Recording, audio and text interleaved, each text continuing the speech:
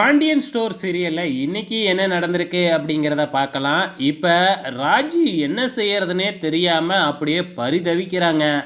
So இப்ப காதலன் கூட போறதா, இல்ல அப்பா அம்மாவ ஏமாத்தாம அப்பா அம்மா பார்த்த பையனையே கல்யாணம் பண்ணிக்கிறதா அப்படிங்கிற ஒரு டஃப்பான சிச்சுவேஷன்ல தான் ராஜி இருக்கிறாங்க.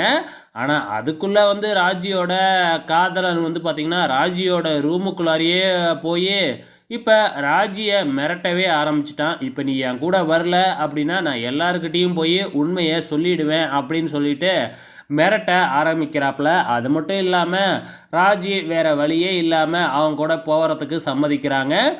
ஸோ போகும்பொழுது பார்த்தீங்கன்னா, நகையெல்லாம் எடுத்துக்கிட்டு போயிடலாம் அப்படிங்கிற மாதிரி சொல்றான். இல்ல, இல்ல அந்த நகைலாம் நமக்கு எதுக்கு?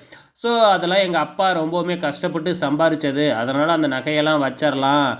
உனக்கு பணம் தானே வேணும். நான் பாரு வச்சிருக்கேன். நான் சேர்த்து வச்ச பணத்த எடுத்துக்கிட்டு போவோம். அப்படிங்கிற மாதிரி சொல்லிட்டு, ராஜி பாத்ரூம்ல போயிட்டு அழுவ ஆரம்பிச்சுட்டாங்க. அந்த நேரம் பார்த்து அந்த நகையையும் இந்த இந்த ரவுடி பையன் என்னன்னா, திருடி அவனோட பேக்லயே வச்சுக்கிட்டாப்புல.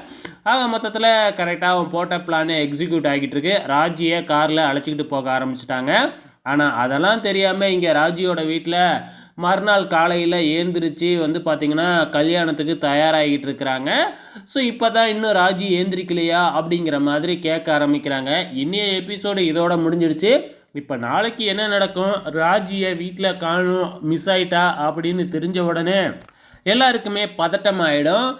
ஸோ, இப்ப இந்த விஷயம் பார்த்தீங்கன்னா, இப்ப இவங்க வீட்ல ரா நம்ம ராஜியோட சின்ன சித்தப்பா, அதாவது பார்த்தீங்கன்னா, நம்ம பாண்டியன் வீட்ல இருக்கிறாப்புல இல்லைங்களா? ஸோ, அவருக்கு மட்டும் தெரியும் இல்லையா? ராஜி இந்த மாதிரி ஒரு ரவுடிய காதலிச்சான் அப்படிங்கிற விஷயம். ஸோ, கண்டிப்பா அவர் மூலியமா தெரிய வரும். ஸோ, வெயிட் பண்ணி பார்க்கலாம். நாளைக்கு தான் பிரச்சனையே ஸ்டார்ட் ஆக போகுது.